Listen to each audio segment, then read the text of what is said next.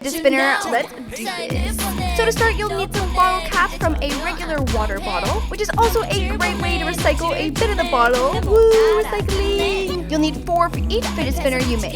And this is totally optional, but if you wanted to spray paint them a different color, now is definitely the time to do it before we do any of the gluing or piercing, so the color is even over each cap. Next, I'm going to use a nail and hammer to put a hole in the middle of one of the caps. This is going to be our middle piece. And following that, I'm going to carefully use some scissors to make the hole big enough for the cap to spin freely on a toothpick. And this part is super important, so go back and forth between the cap and the scissors until the cap can spin easily. Once your spray painted caps have dried, I'm going to use hot glue, and another alternative for this is super glue to attach the fidget spinner together. So either in your mind or with a pencil, divide the middle cap into thirds and use that as a guide to evenly space the 3 outer caps around the center one. Also, before moving on to the next step, make sure your hot glue has fully dried. I know after 60 seconds it feels dry, but I promise it gets stronger even after a few minutes once it's fully dried. You can also go in and add some glue at the edges of each cap to super duper reinforce it. Especially if you're using anything decorative like glitter that can weaken the glue bond, it's always good to just add a little extra strength. Next, I'm going to pop some small round magnets into the insides of each outer cap with hot glue. This is going to be our weight in the fidget spinner to keep it spinning. I just ordered these on Amazon, but they usually have them at any Walmart or Target or office store. Also, because of the magic of science and magnetism, is that even a word? You can double up without using any glue,